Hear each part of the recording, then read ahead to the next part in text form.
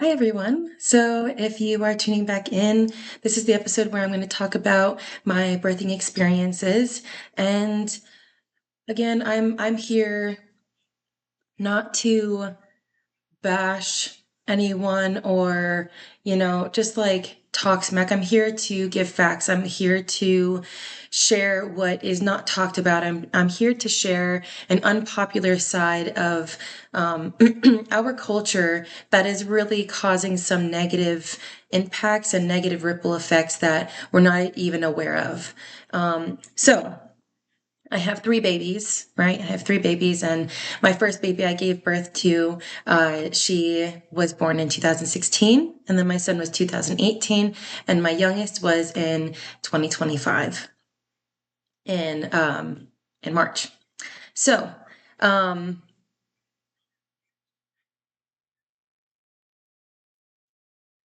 right? No, in 2024. Holy smokes! Because her birthday just happened. Okay, got the year wrong there. 2024. Okay, it's one of those mornings. It's okay. So, Jeepers Cats, that was embarrassing, but it's all right. Now, my daughter, my first baby, I found out I was pregnant, wasn't even married, automatically was freaking out. I was like, my body's gonna get ruined. I'm like depressed, the typical shebang. My husband, then boyfriend, he didn't understand. He was like, he had a rough upbringing and he like wanted to be the dad he like wanted, and so he was excited. Thank God he had babies with me because the people he was with he'd be in a rough situation. Which is funny. um Not funny, you know what I mean? It's like perspective. um and I at the time, and we went over a friend's house, and my girlfriend Lauren, she was like, whoa, whoa, whoa, don't get ahead of yourself.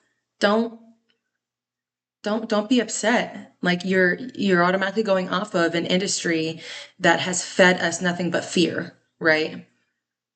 And so she showed me the documentary, The Business of Being Born.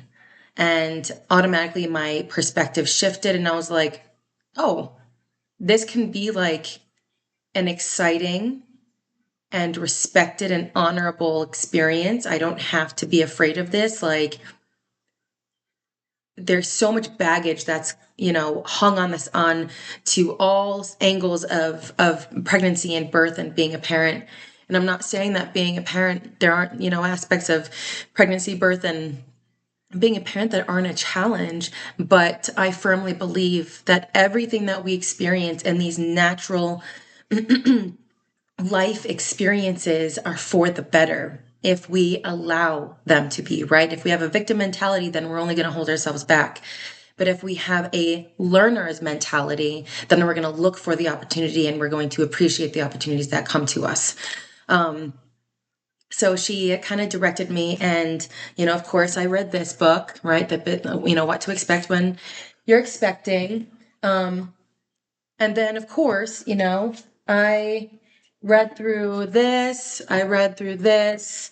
This is actually a recent one that I got, midwifery and childbirth. I read quite a few other ones. And so I prepared as much as I possibly could, being a first time parent. And excuse me, I lost my voice for a week and a half. And so I'm still like trying to get it back and recover. Does anyone else love tea? Oh my God, tea is exquisite. So I read all these books. Come time, right? I was a personal trainer. And when we moved to Georgia from New Mexico, because my sister was having her first as well, I stopped working out. I really didn't do anything besides like walk around like the property with the dogs and like make pastries and stuff like that. And so I gained a lot of weight. I go into labor and I'm like getting all excited, right? I drive like 50 minutes to the hospital because I'm feeling it, and they're 5 minutes apart, and they're like, go home. You're not like dilated. You're like 1 centimeter. Like, go home. And this is where it's unnecessary. Okay, so try to follow me. Drive there. I have people who are external, right? Who are just looking at me, and they're like, go home. So we drive back again. I wait hours. Okay. We drive back to the hospital because now they're like 3 minutes apart, and it's intensifying, right? I can't rest. I don't know what to do with myself. I get in the shower. I try to lay down. I let my husband sleep, and, not let, but, he sleeps. We drive back to the hospital. They send us back home. Finally, we drive for the third time the next day, and I'm just like, I really would rather not go back home, because whether you realize or not, but when you are going into certain subconscious situations, it will pause, hinder, and tense your muscles and your birthing body. So everything that you're doing, getting in the car, driving through traffic in the middle of the night, driving is not fearless, right? There's cautions that you have to be aware of, other drivers. And so your fight or flight response kind of kicks in those situations, which takes away from the birthing muscles, right? I'm then in labor for 47 hours for my daughter. And through that experience, I partnered with a midwifery in Georgia, and they were great, but it was commercialized, so it wasn't as unique. It wasn't as unique that I wanted, if that makes sense. It wasn't as personable and were personalized. Uh, and they still defended me, and I did not get a C-section because I had their support. Because when you go in the hospital, once you're on their clock, usually like after 24 hours, they'll be like, well, you're failing to progress, or, we're going to help this along, et cetera, et cetera. And then they're going to be like, well, you're prone to infection because we've been shoving our foreign bacteria covered hand up and introducing bacteria. If we didn't do that, you wouldn't be prone to infection. But we've been doing that and not telling you that you can say no. So now you have to have a C-section because it's life or death. That's one of like hundreds of scenarios that they feed you. Anyways, I said I didn't want my birth plan, right? I didn't want anyone unnecessary coming into the room. I didn't want students. I didn't because I'm not a freak show. I'm not a circus. I did allow for one medical student to attend, and she was absolutely phenomenal. She was so sweet, so attentive. Her and the midwife, they would, and my husband, they would turn me because I ended up getting an epidural. Regretted it because I couldn't move, so people had to move me. And then I ended up tearing my hip flexors because when they put me over on my knees, I didn't realize I wasn't holding myself up, and so I went into a split, and I cannot do splits.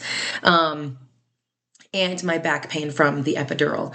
But I had random people walking into my room, and I'm buck naked. I don't know you. I don't know you. And you're just walking in when I am stark naked in such a vulnerable position, trying to give birth to my baby, looking to people to tell me what I'm supposed to do.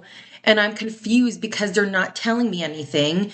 I had the gentleman that comes in to give me the epidural. He gives me attitude because I'm asking for a drink of water, because I'm gagging from breathing so hard, trying to deal with the labor. And he's like, you don't need a drink of water. You can sit there. And I'm like, who are you to tell me? You know what I mean? So I give him backlash. And of course, after a few minutes of arguing, he gives me a drink of water. Like, how ridiculous is that? Okay. How ridiculous. You try going 47 hours without a drink of water. Ridiculous. So, after having people laugh at me because I yell at them to get out of my room because I'm buck naked in the process of birth, right? Felt disrespected. I felt like I was literally on edge, not knowing where people are coming from, who is like a threat, who's here to support me, who's going to give me attitude, who's going to give me encouragement. So ridiculous. I did have the medical staff come in and they're like, what's going on with her? Like, why didn't she have the baby yet? And like, they were trying to get me to like, take Pitocin, whatever. And the midwife knew I was not going to take Pitocin. I was not going to take any of that. Which I'll make a separate video on how the drugs that they give you for birth to help like progress it and all that, and like the combination, how it's actually so high risk. It's on the blacklist for the FDA. And I learned that after the fact. So I'm going to make my other birthing stories shorter. This one is just like, it was pivotal, right? It was so pivotal because I did not want to deal with this crap ever again.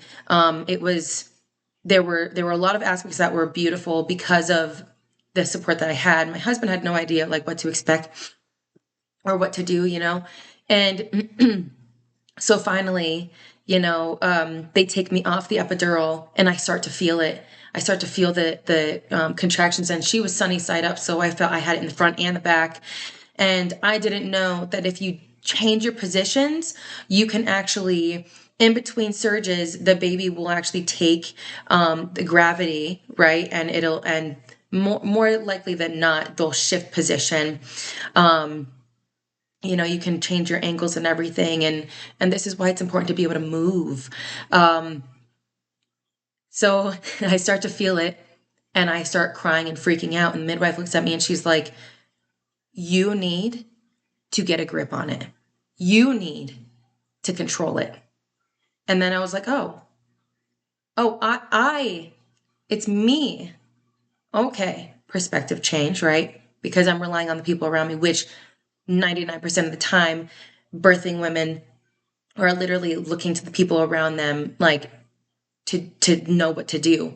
Oh, this is when you push. Oh, okay, well, this is what we're doing now. Like, it's managed birthing. It's actively managed. It's not mother-led because we don't know what we're doing, because we're so disconnected from our natural instincts, the natural support that is supposed to be there. So it's ripple effect. The midwife suggested, hey, let's bring over a mirror so that you can see when you're crowning, so you know how to birth, how to breathe while you're crowning. World of difference, right? Because a lot of times when you don't understand what's happening, you might just like get caught up, and like you just don't know how to quite handle it if you aren't prepared. But she kind of directed me that I should breathe with crowning. That's what I did. I didn't tear. It didn't hurt. It was great. And it was easy. And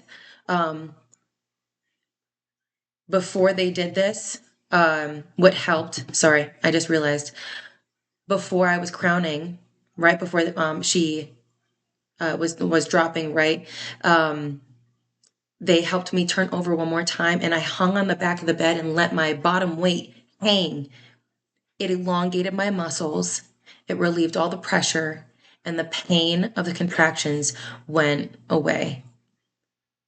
I was like, what the heck? Why couldn't I figure this out from the beginning? You know what I mean? But being prepared, being taught tools and approaches to actually handle your birth from you, right? You are in control. You are the birthing person. You are the woman who is experiencing the surges, right? The muscle movement, the baby movement. Your body is the one that is transitioning. Your body is the one that is giving life, right? So it's like having someone externally be like, oh my God, we got to get you on the toilet. It's time to poop. It's time to poop. And you're like, well, I mean, I know I ate, but I mean, I don't feel like I have to go to the bathroom. No, no, no, no, no. you're on the clock. You got to go poop now. And it's like you force yourself to push and push and push.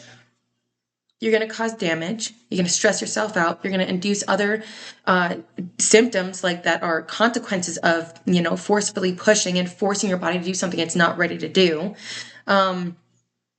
Yeah, it's just not, it's literally, you can literally cross-reference, like it's equivalent, you know what I mean? The external person does not know what you are feeling. The external person does not know if your body is actually ready or not. So anyways, that there's like certain parts of this birth that really, really, really got me thinking. So again, I'm crowning birthing, she comes out, my husband catches her and he's trying to cut the umbilical cord and he's like, because it's so slippery. So funny. And then he's like, anyway, that's different conversation. Fast forward to my son, and I was like, there has to be a different way. I find hypnobirthing. And I read this book and I practiced the classes and all the breathing techniques, the visualizations. I literally did the breathing techniques before bed to put myself to sleep every night for 3 weeks. 47 hours with my daughter. My son was less than 2 hours. My son was less than 2 hours. I was asleep in between surges because once the surge would come up, my body would want me to be in a certain angle. And so I would grab the front of the tub. I would come into an angle to help the contractions, like the surges, utilize whatever my body wanted to do, to make as much progress as it was urging me to, right? If that makes sense. And I went to a birthing center here in New Mexico. We had already moved back to New Mexico at that point in 2018. And it was absolutely amazing. I had a doula and the midwives around me. It was quiet, dim lighting. Everyone was making sure I was consistently drinking water. They had snacks for me. They were catering to me, right? They were catering to me. It makes me sad because they've now kind of gone like more industrialized where they brought nurses in, and I attended births for some of my students and it was so unnecessarily aggressive and intervened with. Like it was really disheartening. They still do good work, you know what I mean? They still provide support, but it was saddening. Now, my daughter Anastasia, my most recent, right? I was arrogant. I went for home birth. My amazing midwife, Rebecca, she was amazing. Very informative, very thorough. Would always check vitals, like blood work, like everything. She was so precise and so, really perfect in her approach. She would go over obvious stats, right? This is what, I have to go over with you. These are the statistics, right? This is the educated side, right? These are what I'm telling you. This is what I'm telling you, but this is the research and these are the facts. So you can make an informed decision. I did not practice my hypnobirthing. I did not read back through my book. I didn't really do my breathing techniques. I didn't work out. Oh, that was another thing with my son. I worked out on a daily basis doing yoga and meditation.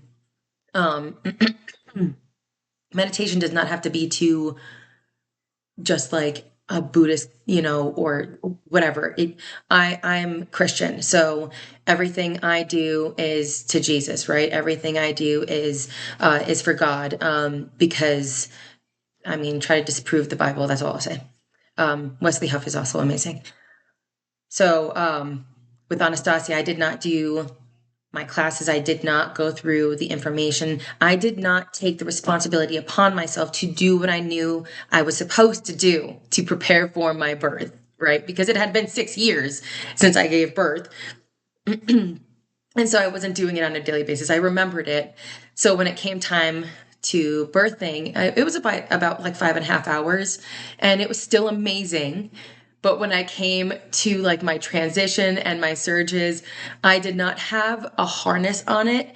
And I did not have the mental peace and resolve with it that I could have. So then by the end, I was exhausted, and I'm one of the of 4% of women that have a heart-shaped uterus. So I would technically be high risk, and I've had 3 babies, no problem. My Although my placenta this time attached at one of the heart lobes, and so when my uterus contracted, it wasn't at a part where it was able to, uh, not that it wasn't able to, but I was kind of declined a little bit. My husband was handling the baby, so I mean, I was like super heavy, okay? Just really tired. There's a few aspects that kind of combined, and I ended up going to the hospital for a manual removal. And I have to tell you, the environment, my birth was beautiful. I was still asleep in between surges. They were still making sure that I was eating, drinking. They were still making sure that I was catered to. I got in the tub a little too early, so I had to birth on my bed, and I would have changed, like, not having sheets. I would have, like, you learn, you know what I mean? You learn like what textures you like, you learn how you like to birth. And um so I was kind of like declined a little bit on my bed, like not crazy, but my midwife's trying to help out the placenta, and I just ended up needing to go to the hospital for the removal because the Pitocin, she gave me her available to doses of Pitocin, and my placenta was just being stubborn, and my body was really, really tired. I could tell like my body was tired, and I was like too hot and just a whole bunch of things, but I still felt at peace. I still felt so happy knowing that, baby girl is perfect. She's great. And I'm doing good, but my placenta's being stubborn. I go to the hospital. Okay. I tore a little bit when I crowned with Anastasia because I was holding my breath. And I get to the hospital, and this nurse laying on the bed, the first thing she does, spread my legs, dry gloves, and whips me open. She tore me worse. And then she embarrassed me saying, oh, well, I have to. And so I am so tired, I can't even cry. And I'm like, can't you be gentle? Why do you have to be so rough? Why do you have to be so rough? They were handling me like I was a prop, like I was a dummy, not an actual person. The doctor has the audacity to come to my side and be like, I need you to sign this waiver because we might have to remove your entire uterus. And I'm like, how does that make sense? The placenta, which is the only temporary organ that has a slight attachment, right? That how many manual removals happen, right? If you have to remove my whole uterus, that means that you damaged it, that you damaged my uterus so much that you have to you have to remove it. And so my midwife, thankfully, is still by my side, and she's like, this is extremely rare. He's saying this for liability reasons.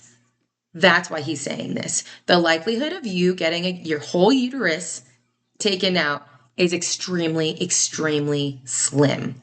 You're okay. And I was like, oh, thank God. They like to feel high and mighty, saying all these big words to intimidate you and give them this like higher power. I don't understand where that complex comes from and why they feel it's necessary, but it's really disgusting, especially for someone in such a vulnerable situation. The staff were literally shit talking me and my midwife while I am in and out of consciousness on the bed, and they're wheeling me back because they wouldn't let my husband or my midwife back in the room with me. They were like, their behavior was so unprofessional and so disgusting. And this is why I didn't want to be in the hospital, because the disrespect and disregard for people wanting to have a respectful, loving, and compassionate environment is completely absurd, you know? And it just reminded me of why I went down the path that I went down, right? I re-experienced that disrespect and that, degrading feeling, where they just treat you like you are so ignorant and so stupid. And, so by the end of it, like, I'm healing and everything. And to this day, I would still choose a home birth or going to a birth center over going to a hospital, because it's about them. It's not about you. You go in and they're like, oh yeah, we're helping you. We're going to deliver your baby. We are the ones who are here. You came to us. It's like that whole mentality. And I'm not trying to be like immature about this, but this is literally how it is. I've seen people that I've gone to high school with. I'm one of 4 women in my family that have given birth. I'm the only sister out of 5, right? Because 4 have given birth. I'm the only one who has had natural births, because I sought out the physiological and the anatomical and the psychological and emotional understanding of birth and what is supposed to be natural and experienced. And we are not defective. We're not defective. We're not messed up. We're not broken. The system is broken, right? The medical industry, when it comes to birth, is broken. God forbid we break an arm. Yes, we need the medical industry. Yes, we need pediatricians. We need doctors. We need, neurologists. We need the medical industry. But if you watch my video on the history, it was a business proposition. Women birthing in hospitals was a business approach. It became popular for the wealthy to go to a hospital because it was bougie, right? It was clean and pristine, and you were kind of like catered to then. But I tell you what, it's not how it's supposed to be. If you go down the path of harnessing your God-given ability to give birth and bring life into this world, and know that you rely on yourself and appropriate support around you, you will forever be changed. You will forever be changed. And I'm sitting here doing these videos because I'm upset that people have been stripped of these experiences, made to feel like there's something wrong with them. Like relying on a physician is a man, right? Is the normal thing when they don't have a vagina. They don't have a uterus. They don't give birth. They will never understand. My mom was, oh, I don't know if you can see it. So my mom gave me this historical book. Oh, the focus is going in and out. Anyways, Expectant Motherhood, right? The original copy's from the 40s, the 1940s. And it literally says, you rely on your physician. It says, if you are going to have a baby, you will, of course, visit your doctor regularly and listen carefully to his advice. But between the visits, you will find this book convenient, like a convenient reference, right, to remind you of what he said, and a complete, sensible, and comforting guidebook through new experiences. So the business of birth went from elders and midwives and women who have given birth, who explain to you how to handle it, right? How to harness the experience, right? How to love it, how to bond through it, and how to be powerful through it, right? How to use your God-given ability to experience something so extraordinary. Went from that to, oh, this stranger, you're going to put all of your faith and your trust in this stranger that's going to tell you, he has a penis, but he's going to tell you how to birth. He's going to tell you how to go through pregnancy. I mean, oh yeah, okay. I'm going to stop there. This is the thing about these videos. I pray that you guys have patience for me to kind of filter through my rambling and my rants, because I get so passionate and excited, because there's so much that goes into this. Okay, I'm going to stop it here. Lord, I pray that anyone who watches these videos sees the message I'm trying to offer. And I truly pray that you use me to serve and bring this life experience back to how it was supposed to be and how it was created, right? So thank you for everything. I pray blessings and favor over the people that watch these videos. I pray health and love and support over their pregnancy and their birth. And I pray that they know that they are fully capable and perfect in their design to bring life into this world. So thank you. Next video, I'm going to talk more about hypnobirthing, and I'm going to keep going through this book. Really amazing. I love anything historical and even anything current. Yeah, so next video, I'm going to go back to talking about hypnobirthing. So have a beautiful day. I'll talk to you soon. Bye.